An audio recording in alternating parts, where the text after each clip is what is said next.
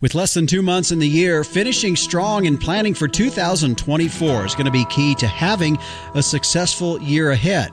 Not doing anything could cost you. The 7 most expensive words in the cattle business are, "We have always done it that way." Allan Crockett, ranch consultant, is back with us as we discuss why we need to be proactive. Now is not the time to coach. With what we're seeing going on with interest rates, inflation, the market, not to get into political issues, but the wars that we're seeing, who knows where we're going to go. And those things are completely out of our control. We can't do anything about that. But let's focus on the things that we can control, and let's get real proactive about that. And what about those year-end purchases that are made in the avoidance of taxes? But there's just some things that we can do now to mitigate the tax liability and keep that money in the business without being foolish about what we do. It's all about being proactive versus reactive as we discuss what we can and should be doing as we wrap up 2023 and look ahead to 2024 on this episode of the Working Ranch Radio Show.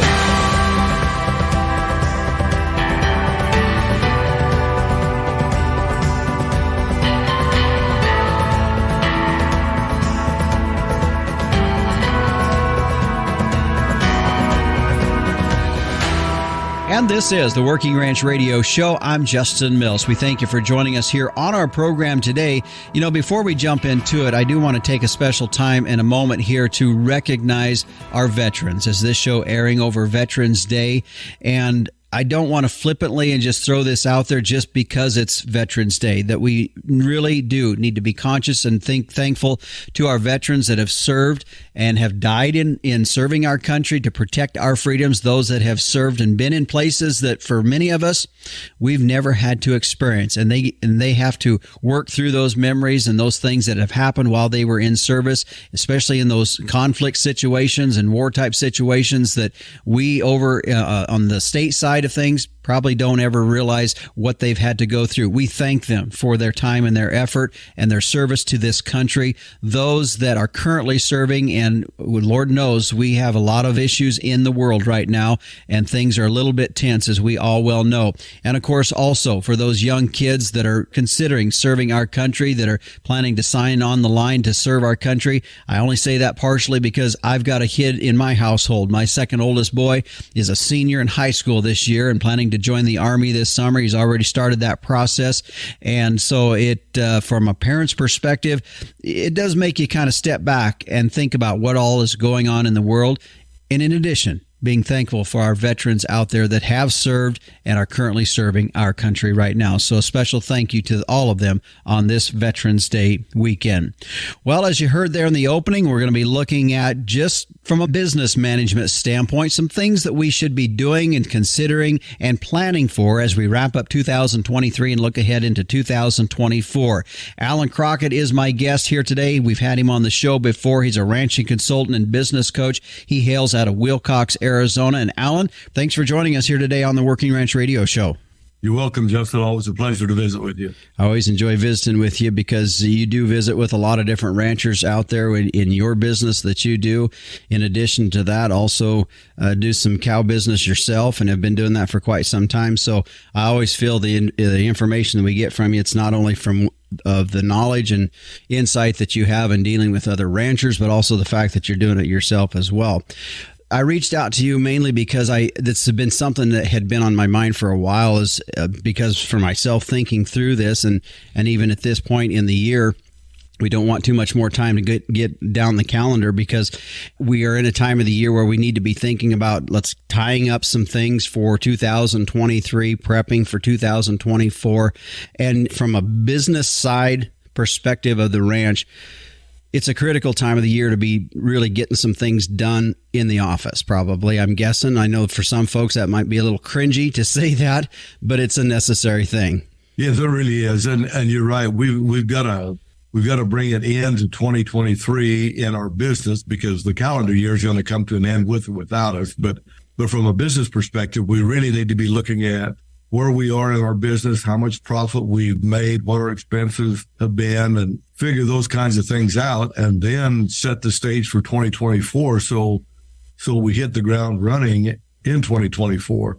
And part of what happened, Justin, and we're all aware of it, we just maybe don't do anything about it, but Thanksgiving's going to be here in a couple of weeks, and then Christmas and New Year's. And if we're not careful, we just kind of get into holiday mode, and then 2024 will hit us, and we wake up and say, okay, now what do we need to do next? Mm-hmm. Before we were talking, went on air here, I had made that comment too. We calve in May and June, and so we're not selling calves until about December, if we even sell them in 2023 or in the current year. Sometimes we sell them in the next year.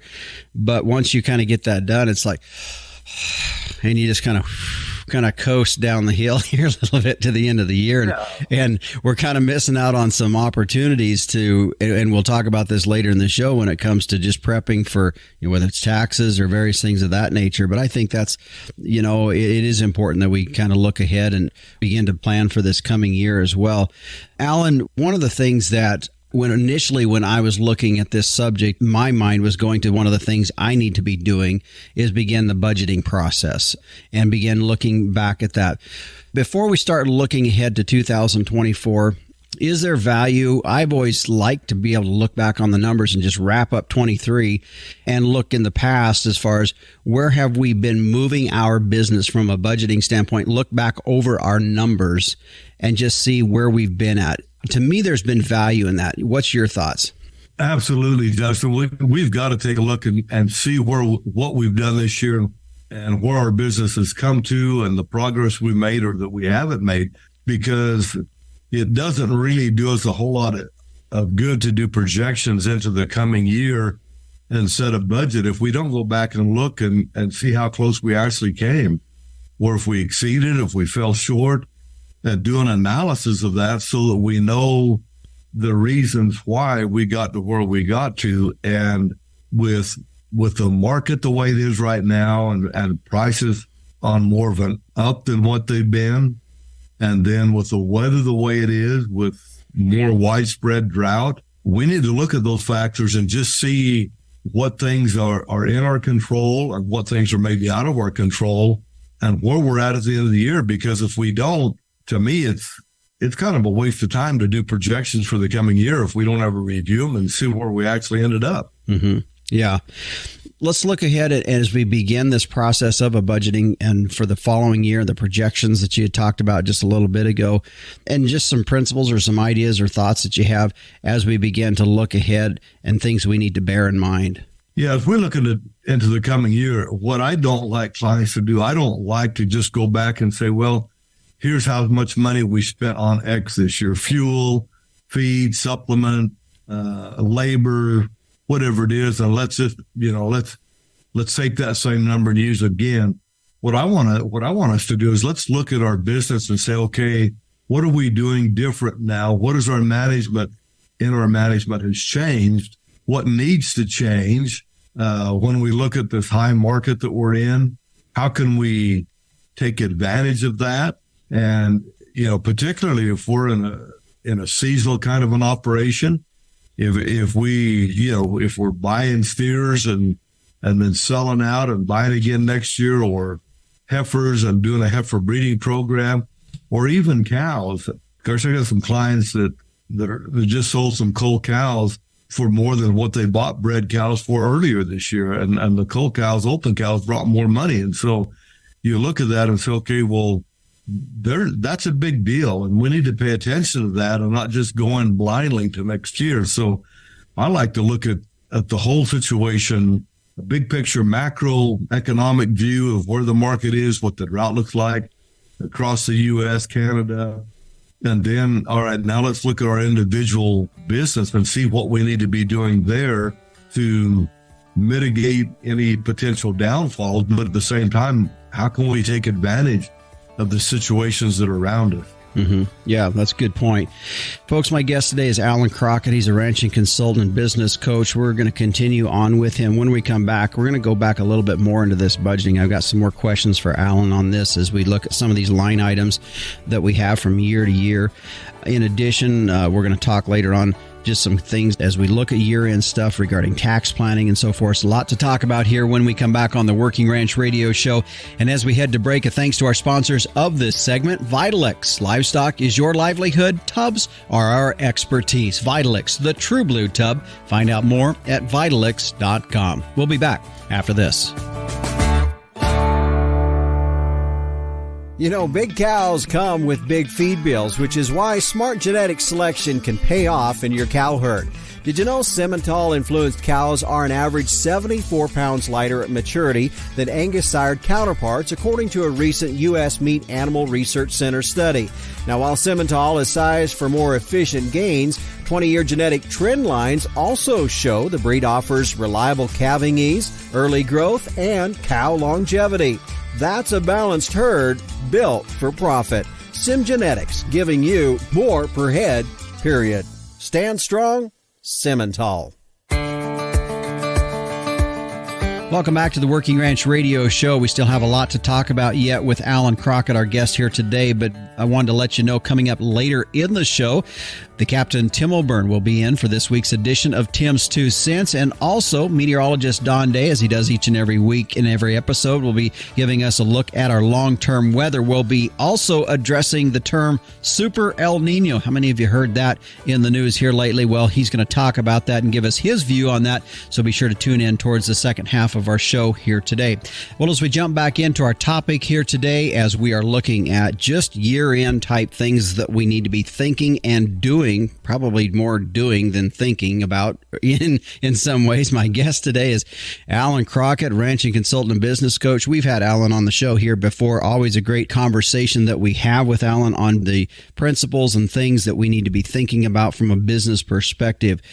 We were already talking about some of the year-end type stuff, some budgeting in the previous segment. Allan, I want to continue on with that just a little bit because you were talking about something in it, and it made me feel, I guess I felt a little bit guilty when you mentioned this comment, because it's pretty easy. I use QuickBooks, and this is definitely not an advertisement for QuickBooks because it's quite expensive. But if there's some other financial management software, albeit, everybody each their own on that one, but that's what I use. There's a really simple way to start your budgeting from 2023 to 2024, and you copy your expenses from 2023, and it just automatically puts them into 24. So there you go. There's your budgets built in one quick, easy step. Little caution in that, though, right? As you were saying in the last segment, huh? Yeah, I think there's a big caution in that, and that is because we spent X amount of dollars on feed last year, it doesn't mean that is going to be the same expense this year. And maybe we would even look and say, all right, why are we even spending money on feed in the first place? And what should we be doing different to really either seriously reduce the amount of money we're spending on feed or completely eliminate it? So to me, it's an overall picture, and it's not just, like you say, cut and paste. It's analyze our business and see what it is that our business is doing, and really more important, what it is we want our business to do in the future. And I think we fall into the trap too easily. And I've done it. I've had many clients that have done it, that we just get into the same routine of doing things the way we've always done them in the past. And that's a trap that we don't really want to get into. I had a friend of mine that's not a rancher, but he sent me a text the other day. He says, the 7 most expensive words in the cattle business are, we have always done it that way.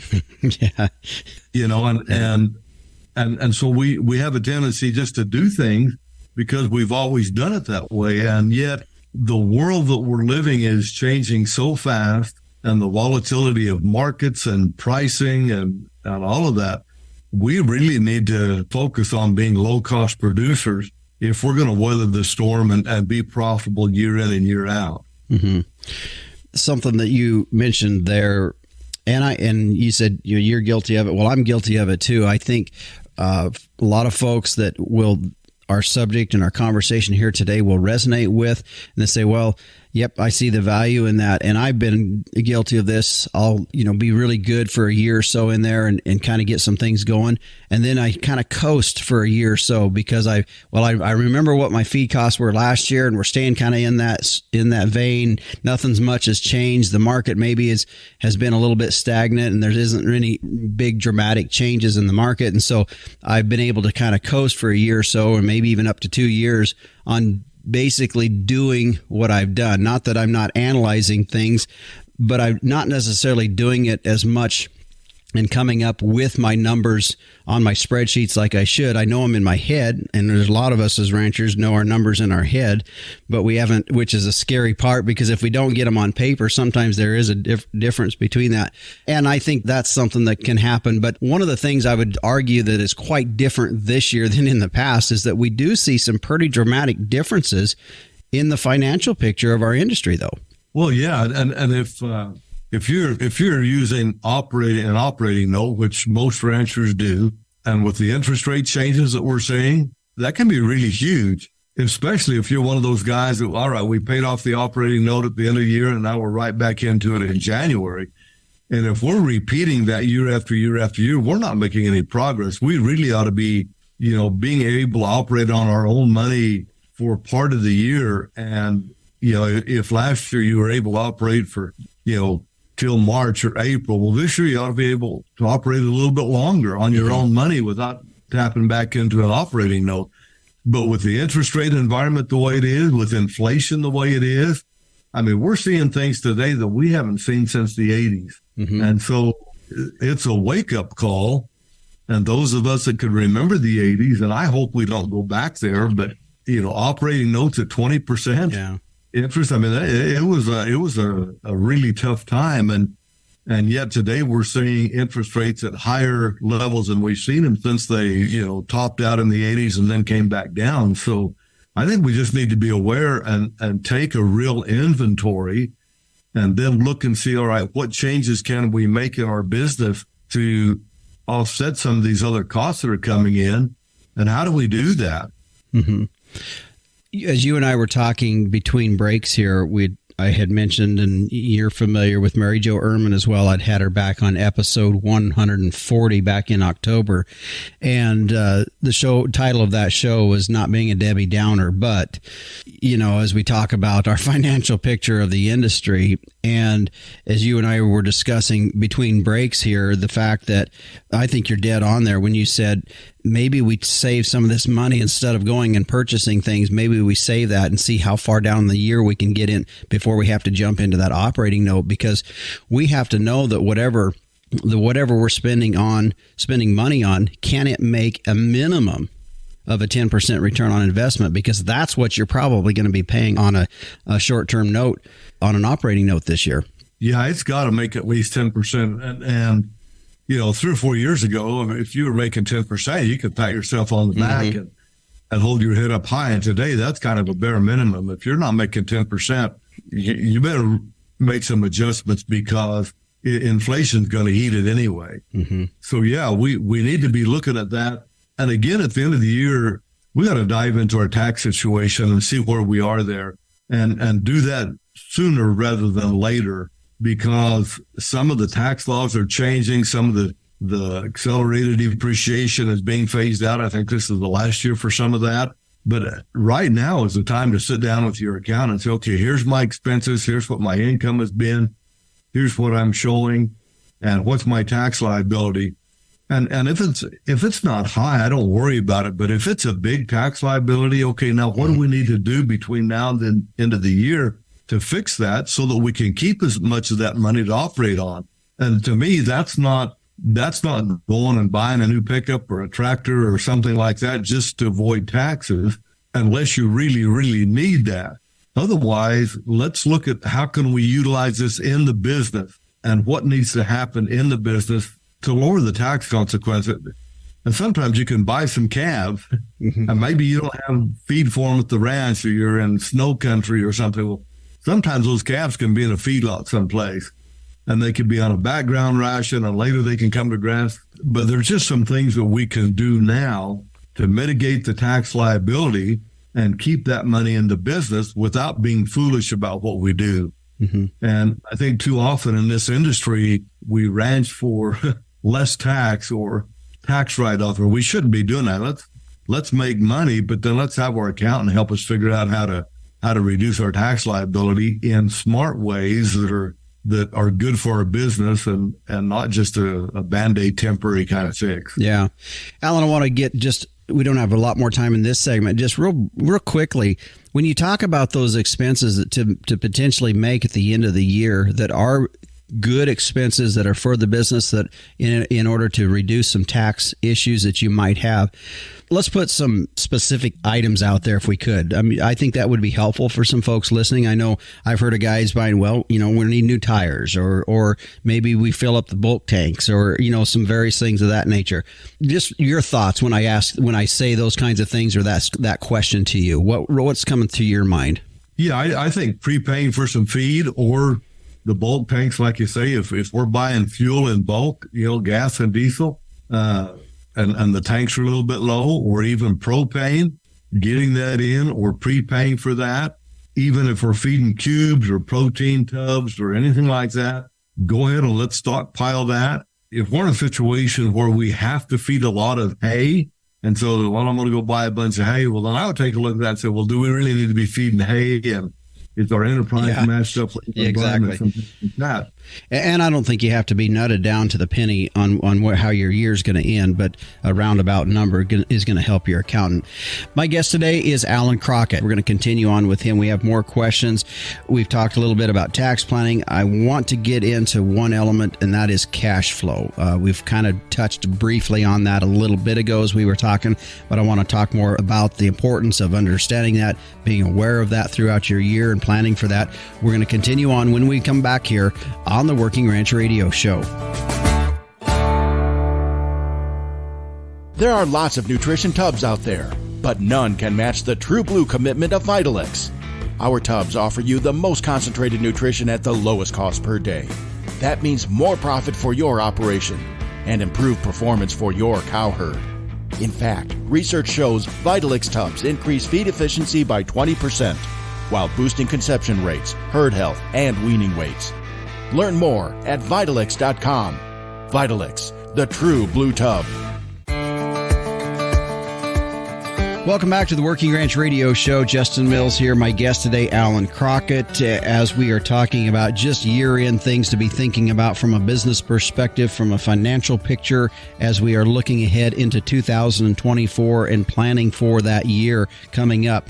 Allan, as I had told you when we left out of the last break, I wanted to talk about cash flow up in this next segment. Between breaks, you said, well, what do you want to talk about with cash flow? I said, well, there's actually a couple things. Number one, just in general, that's a pretty important thing to be aware of as you're doing your projections, not only to see where those months are going to land or when those times are going to land throughout the course of the year where cash is going to start to get a little tight, but also as you begin to look ahead and preparing for maybe a potential operating note that you might need throughout the year, when that would be needed, how much you would be needing, and all of that. So that really all does stem back to cash flow. Absolutely, it does, Justin. And it's interesting because it's easy to do the projections and then not come back on a monthly basis and let's put the actuals in there. And then let's do an analysis to figure out any discrepancy, positive or negative, that happened with our projection. Because if we pad our operating note a little bit and we know that it's padded, sometimes it's easy, if we're not disciplined, to spend money. Well, we got a little extra in there. The prices are good right now, so let's go buy X, whatever X is. And we're going to be real careful about that. And the way to be disciplined on it is, all right, let's look at it on a monthly basis. And within our business, let's have transparency of that number, whatever it is. So you and your wife, you sit down and look at that on a monthly basis. And it's when we do that with full transparency, it helps us hold each other accountable. And it makes us look and say, okay, yeah, we had projected X in expenses this month, and we had X plus 20%. What does that do to our cash flow now, 3 months from now, 6 months from now? When we get to October, November next year, where are we going to be? And if we don't stay on top of that, we will find ourselves going back to the banker and saying, whoops, we underestimated some things, and we need a little more money. And that's not a pleasant conversation to have. Yeah. Allan, I'm going to just throw this out to you because I would imagine we've got folks listening that they may or may not make a budget or have a preliminary budget in their mind, or maybe it's written on a piece of yellow notepad of some sort, but it's not real overly detailed. They've done that.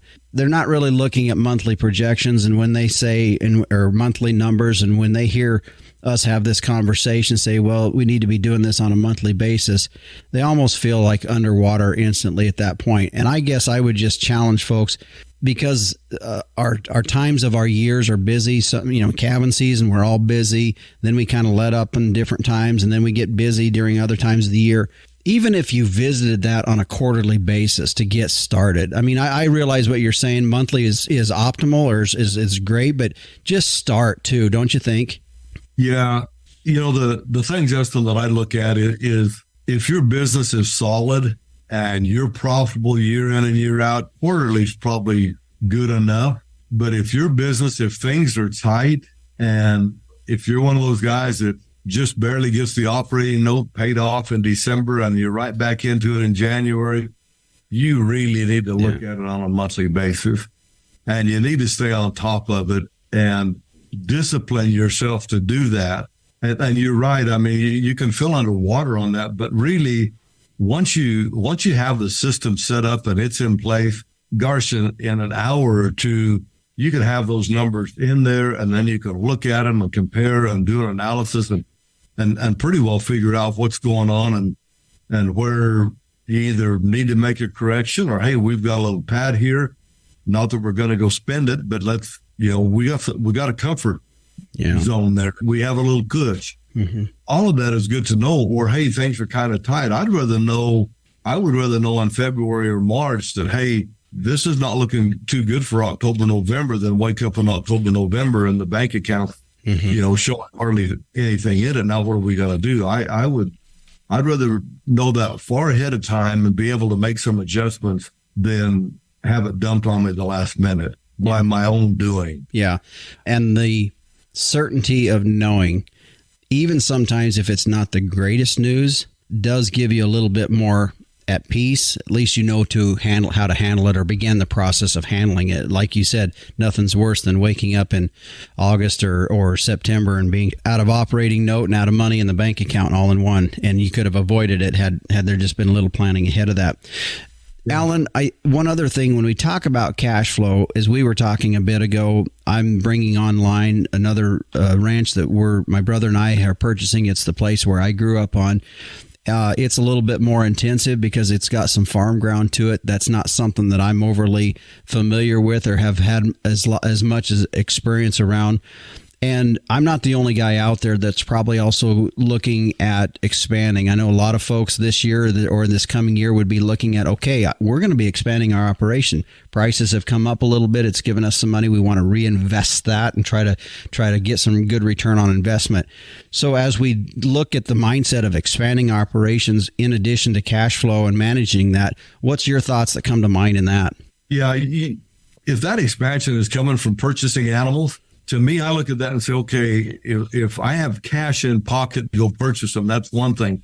But there again, I want at least a 10% return just to break even. And it really ought to be more like 15 or 20. Mm-hmm. If I'm going to borrow money to do that, then I want to look at the market and say, okay, based on today's market, what's the break even on these things? And how much money do I have to make to be able to make that cow note and pay that note for the next 5 to 7 years, however long I have it, knowing full well that the market's probably going to go down.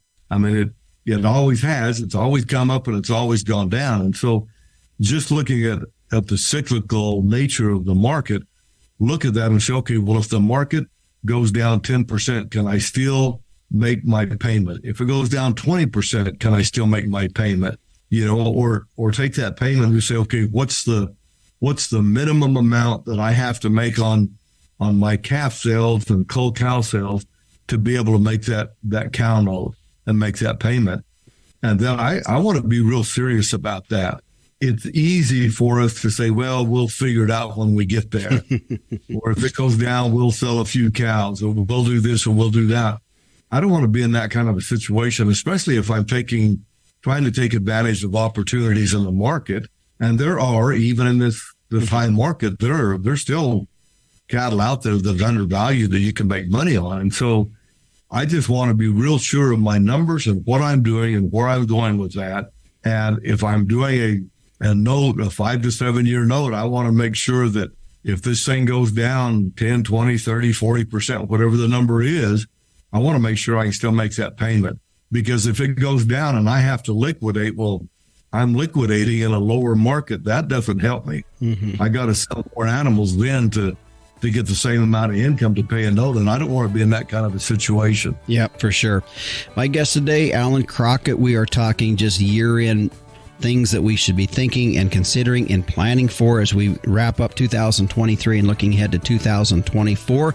We're going to continue on with him. We have one more segment when we return on the Working Ranch Radio Show.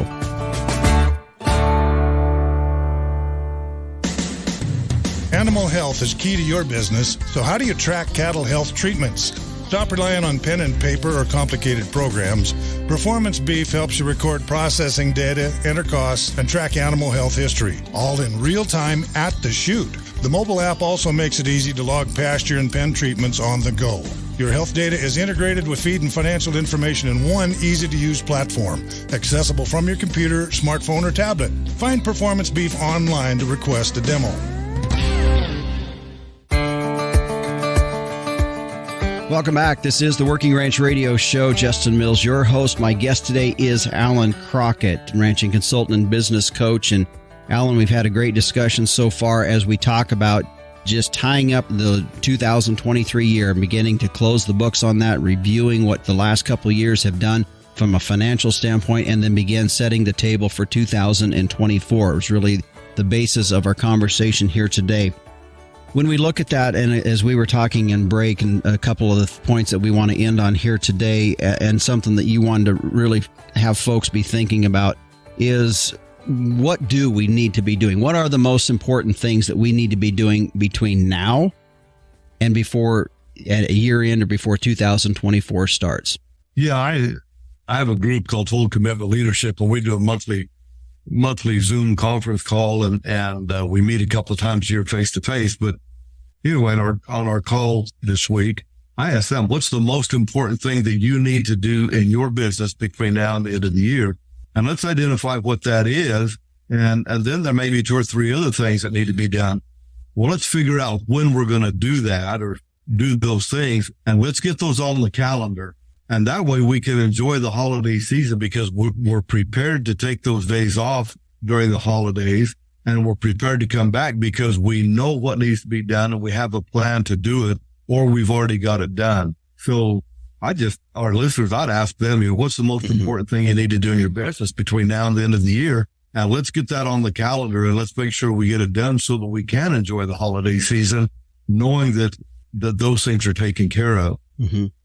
It kind of just goes back, as you were saying that. I mean, it's simply, and some of that is as simple as just starting, one, like you said, identify those things. But even it goes back to some time management principles. And this is something you and I, we met a few years ago.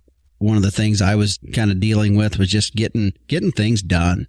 And to this day, I mean, Sunday nights I go through and I plan the week out of things. And that was something that you and I talked about, and planning the month out, planning the year out. And really, when you talk about that question, as we were just talking about, what are the 2 or 3 things that need to be done between now and 2024? I mean, it simply starts with just getting it written down, putting it on the calendar of where that needs to be. It kind of, some of that's a little bit of a time management principle too. Absolutely, it is. And it's the discipline to sit down and look at that. And like you say, you do it on Sunday evenings. And that's a great time for me to sit down and look at it and say, okay, what needs to happen this week in my business? And yeah, I've got client calls and I've got things that are scheduled, but for my own, growth and expansion of my business, what does that look like, and what do I need to focus on this week? And so I think, looking into 2024 as part of that same questioning, asking ourselves that, where do you want your business to go in 2024? And I look at that from, number one, profit. How much profit do we want to make in 2024? What does that look like? And not leave that to the whims of the market and the weather and government policy. Let's put a plan together. And what does the enterprise mix need to look like next year to accomplish that?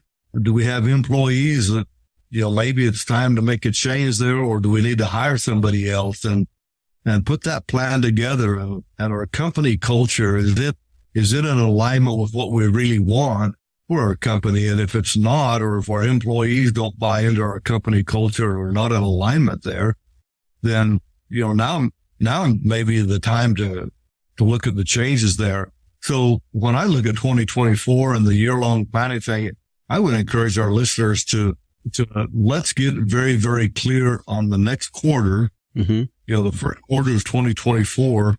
And then real specifically, let's look at what needs to happen in January of 2024. So not only what needs to happen between now and the end of the year, the most important thing in the business. The second question I would ask our listeners, what's the most important thing that needs to happen in January of 2024 in your business? And let's get that identified and get that on the calendar. And there again, then we can take some time off in the holidays and enjoy that.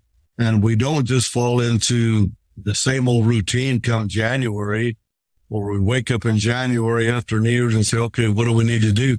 We already have that plan and we know what it is. That makes our holiday season much more relaxing for us. And then we can hit the ground running with some momentum of we already know where we're going in 2024, or at least where we want to go. And we have that plan identified. So to me, that's those two questions. Where do we want to end the year, and what do we need to do to start the year to create the kind of profit in the business that we want next year? That identified now.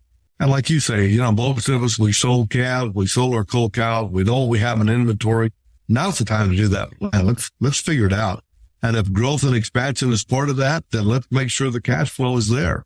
And if it's not, let's have that discussion with our banker so that we can have that plan in place and we don't get caught in a tight money situation at an inopportune time. Yeah, for sure. That's a couple great points there, Allan, to finish on. And it really hits home for me, I think, as you were talking about that. I just can't, there's various metaphors that come to mind, whether it's priming the pump. You want to use that if you're from the ranching side of things, getting the pump primed and finishing out the year good and starting 2024 on a strong note with getting some things on the books. Or whether you want to take a sports metaphor and just say, let's score early, let's get in the end zone early on in January. And I think those are key things in wrapping up our conversation here today. A really good point. And as we tail out here, I just want to give you some final comments. Two great things that we ended there on, but just some final comments in regards to our topic here today. Yeah, I think the thing is, let's get real proactive in our businesses. And it's really easy. You mentioned it earlier in the show, Justin, that, you kind of get in a coasting mode because things are going good and you kind of coast for a year or two.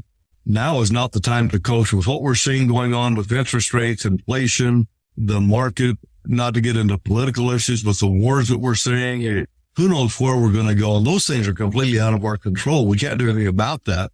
But let's focus on the things that we can control, and let's get real proactive about that and create a plan. And then we look at that plan and adjust it as necessary. Yeah. All right. Well, Allan, I appreciate you joining us. I've known you for several years, and I always appreciate your insight and your mind in these types of conversations that we have. I know you had talked about, it was called Total Commitment Leadership Group that you have. I know you from time to time have some open opportunities if people want to join in what you do from a consulting standpoint, business coach standpoint. If they want to reach out to you, how can they do that? Yeah, the best way is just either shoot me a text or leave me a voicemail if you call, because a lot of times I can't answer. But anyway, my phone number is 520-253-0040. I've got a Total Commitment Leadership workshop, just a 2.5-day workshop that will come off in January that will be focused on creating a business plan for next year, a profit plan, and it'll be individual for each business is there, very specific for them. We've got some limited space on one-on-one clients, and then we've got a Total Commitment Leadership group that we go year round. We meet a couple of times a year and have monthly calls, and then one-on-one support is needed. So anyway, if there's some things here that kind of strike a chord with you, I reach out and we can have a discussion about whether it'd be a good fit or not and go from there. All right. Well, Allan, thanks for joining us here on the Working Ranch Radio Show. You're welcome. Always a pleasure to be part of it, Justin. Good to visit with you. You bet. And again, Allan Crockett, our guest here today. If you do want to reach out to him, the phone number that he listed just moments ago is 520-253-0040.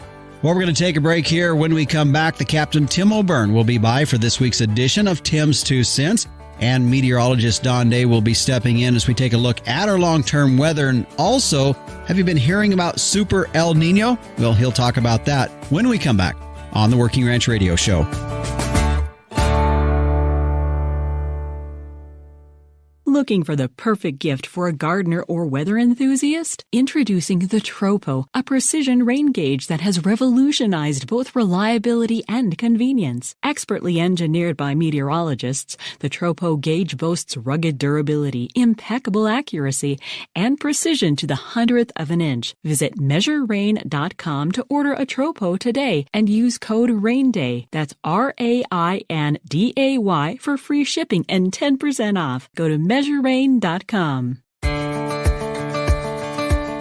Welcome back to the Working Ranch Radio Show. I was looking at my calendar and realizing that, boy, we are right in the middle of a lot of industry group meetings, whether it's local, state, or national industry groups having their meetings. In fact, I know just a week or so ago, the American Angus Association had their convention down in Florida. But nevertheless, whether it's local, state, or national organizations having their meetings, beyond just being a member of some of those groups to your liking, I'd encourage you to consider going to their conventions or their conferences or their meetings as well. There's going to be things you hear there that I can guarantee you're not going to know and you will find valuable should you just be in attendance at those. So make some plans if you can to attend those meetings or those conferences, conventions that are out there, and be a part of the proactiveness of the industry. As we were hearing from Allan Crockett a little bit ago, being proactive in your business. Well, part of that is also knowing what's going on from the affairs side of things that could affect our business down the road. Well, as we turn to the captain, Tim O'Byrne, publisher and editor of Working Ranch Magazine. Of course, this weekend, as I said at the very beginning of the show, is Veterans Day, and the captain stops by with his special message in Tim's 2 cents on this Veterans Day program.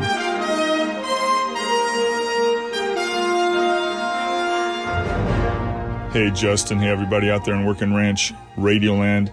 Every time I see Old Glory flying over a military installation on a naval vessel or just in a peaceful town setting in the town square, it fills me with immense pride and a deep, deep appreciation for those of our family members, mine included. Christine and my son, Mark, is a U.S. Marine combat veteran. 2 tours of Iraq. We've got plenty of people in our families on both sides that were career military and served in various war efforts. It fills me with a deep sense of appreciation for those people that set a big chunk of their lives aside to make sure that the United States and the amazing freedom that we live under every day is protected. And that's what Veterans Day is all about. Back to you, Justin.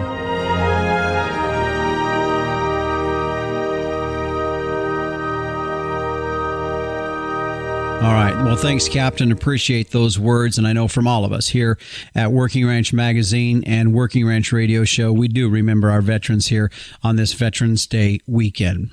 Well, as we turn now and take a look at our weather, meteorologist Don Day is standing by. He is on the road traveling this week. And Don, you'd already given us some forewarning that we would be seeing a little bit of a change in weather this coming week. It looks as though that's going to happen. Still, maybe a little unknowns exactly how that's going to fold out, but it is somewhat panning out to what you guys expected. Yeah, 2 areas of interest in the coming week. First is going to be the West Coast. California, Washington, and Oregon, and eventually later in the week into Nevada, maybe parts of Arizona and Utah. We'll be looking at what I would say is the strongest cold season storm of the year, coming in and taking a track further south than they've been lately. And California is going to get wet. We're going to see snow in the Sierra Nevada. Could see some rain spread into parts of the Great Basin and the desert Southwest as well. Then we're going to see some wet weather along the southeast coast of the U.S. As we're kind of looking at 2 jet streams, which is something that you tend to see in an El Nino, to where we've got some wet weather in the far south and then wet weather coming into the West Coast. Okay, so one of the things that I had marked down before we went on air, I was told you I wanted to talk about this, and something that caught my attention a little bit ago earlier in the week, and it was not something that was necessarily in the big media, but I had seen it in some ag media, and that was a reference about Super El Nino. And I know in your podcast last week you talked about that being a little bit clickbait. Explain what that means and what the whole issue is around this wording that we're hearing out there being thrown out there on Super El Nino. Yeah, unfortunately, we live in a world right now where weather and climate is really, as we said, clickbait, to where things are unnecessarily hyped, or there's very little context given to what certain statements mean, like Super El Nino.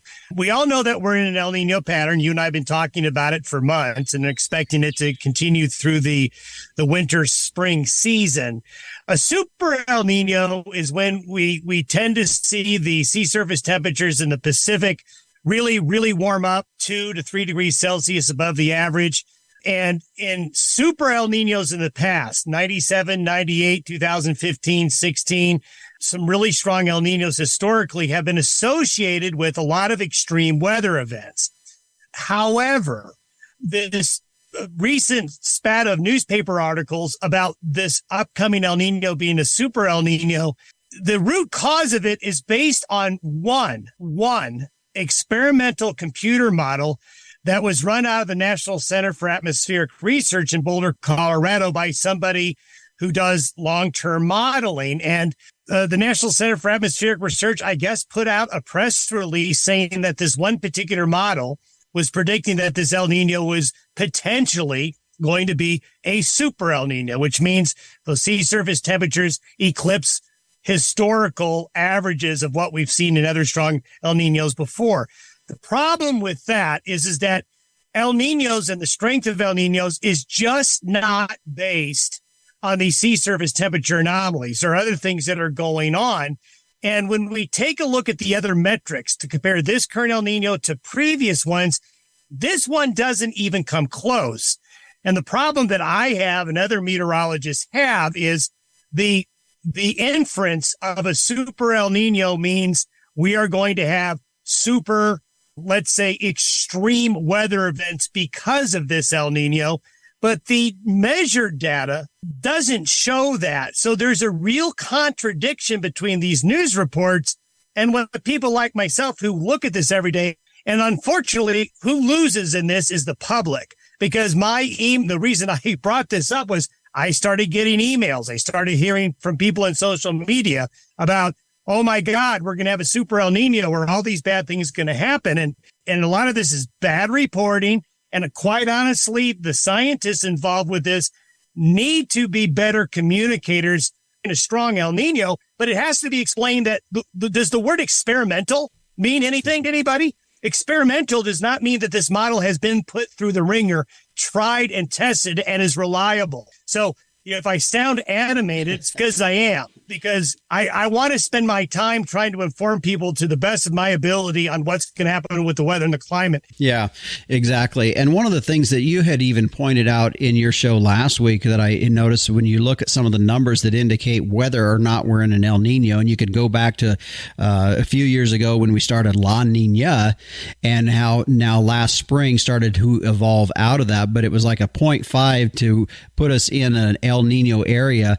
We went up to 0.6 a month or so ago, and actually our numbers are back down. So, I mean, we're not even in a strong currently El Nino.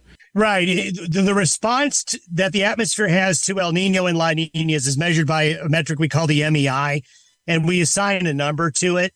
And the atmosphere and its response to El Nino is best measured by that. So you could have a strong El Nino in terms of the sea surface temperature anomalies, but if the atmosphere isn't responding strongly, you're going to come out with a lower number.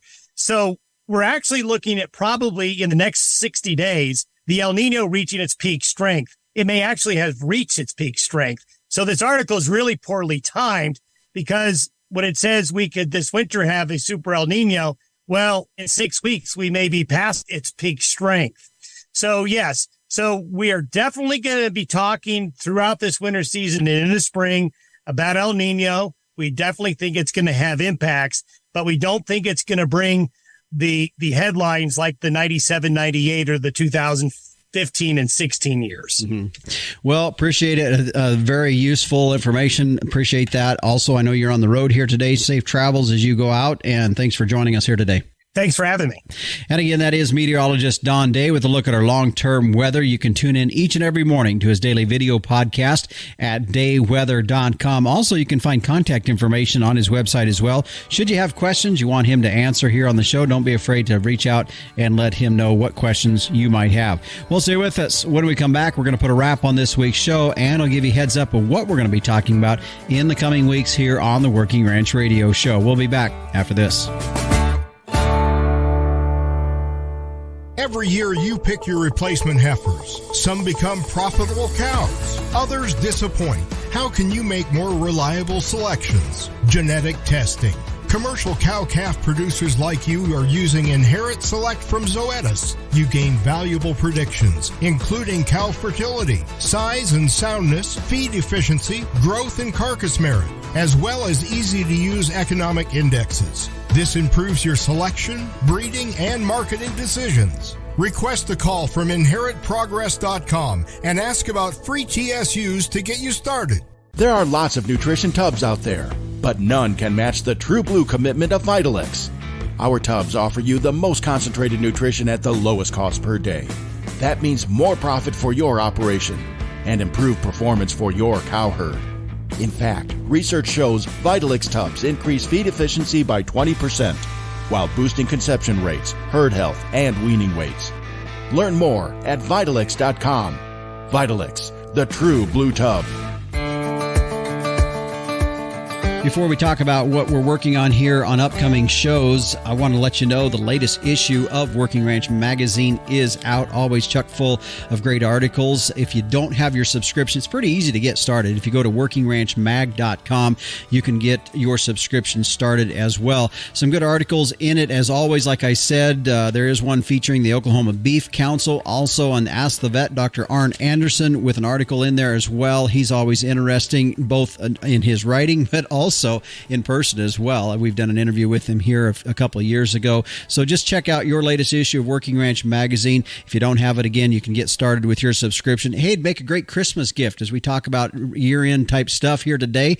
This would be a good way to offer a present to somebody, is give them a subscription to Working Ranch Magazine. Well, here's what we're working on for upcoming shows. Next week, U.S. Cattlemen's Association Leah Biondo and Jess Peterson will be joining us as we'll get an update from them on things happening back in Washington, D.C. that do affect us here out in the countryside. Last week, the USDA coming up with a new competition initiative. We'll hear about that. Also, we'll get their take on the new Speaker of the House, Mike Johnson, and just a lot of other issues that we'll hit with them as well. Also, we're working on a show with Dr. Neville Spear. He's a wealth of information when it comes to our ranching industry, and I look forward to sharing that conversation with you. How about beef on dairy? That's something I've been wanting to know a little bit more about. We're going to have a show on that down the road as well. And finally, one other show working on is having Lamar Steiger join back up with us to be on the Working Ranch Radio Show. If you're not familiar, he was with us a couple of years ago as we explored Walmart's beef supply chain with him, his very in-depth knowledge of that. So I'm looking forward to getting an update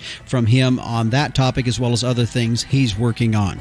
If you do have ideas for shows you'd like us to cover here on the Working Ranch Radio Show, questions or topics, please feel free to send me an email at justin.workingranch@gmail.com. I will get back to you. If you're listening on a podcast provider out there, leave us a star rating as well. That's very useful for us as we prepare for upcoming shows down the road. Well, before we head out, again, a thank you to our veterans today on this Veterans Day weekend. Our hats are off to you on behalf of all of us at Working Ranch Radio Show and Working Ranch Magazine. Be sure to join us same time, same place next week. I'm Justin Mills, and until next time, keep your chin down and your mind in the middle. So long.